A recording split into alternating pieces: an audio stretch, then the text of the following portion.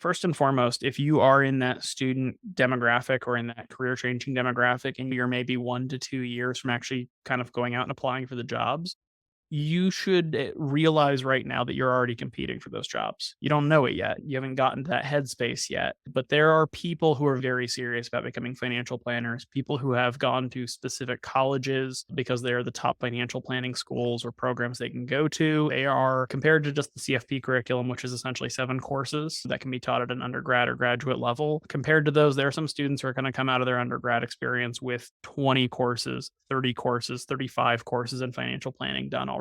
If you go into the job market for financial planning, you're going to be competing against them and they are going to come out looking a lot stronger than you at face value. Your other life experiences become more valuable in that pursuit. But for that consideration, when you're at the point where you're looking to try to get into the profession, your first stop, I think, has to be your actual network to some extent. That is getting involved in the Financial Planning Association or NAPA, the National Association of Personal Financial Advisors. It's getting engaged in platforms like the FBA Activate Facebook page or the XYPN VIP Facebook page, or building up an understanding of the community in FinTwit or Financial Twitter. It's getting engaged in the community as a whole so that you can develop your understanding of the type of firm you would like to work with or the type of work you would like to do, Mhm. because that alone will help enormously in terms of figuring out where you want to go instead of taking a shotgun approach like I did and just having to figure it out on the fly. From there, if the natural network that you've developed over a year or two isn't yielding an opportunity, nobody's coming out saying they're trying to hire somebody who's new,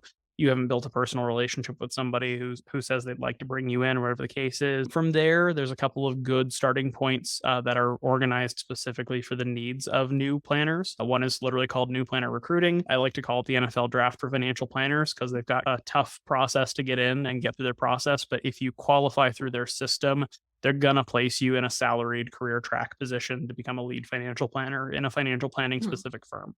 That's just huge because that is essentially kind of a golden ticket into the career. If you're not looking for something on the lead planner track, or maybe you need life flexibility, maybe you're a military spouse who knows they're going to have to move every couple of years or something like that. If you're in that boat, or if you're open to just remote work in general, Simply Paraplanner is a great platform. It is. That platform exists entirely to place people in remote positions, some full time, some part time, some employed, some as contractors, but they're phenomenal positions for people who either need work life flexibility or for people who are looking for 5, 10 hours a week to build their resume and build their experience and their exposure.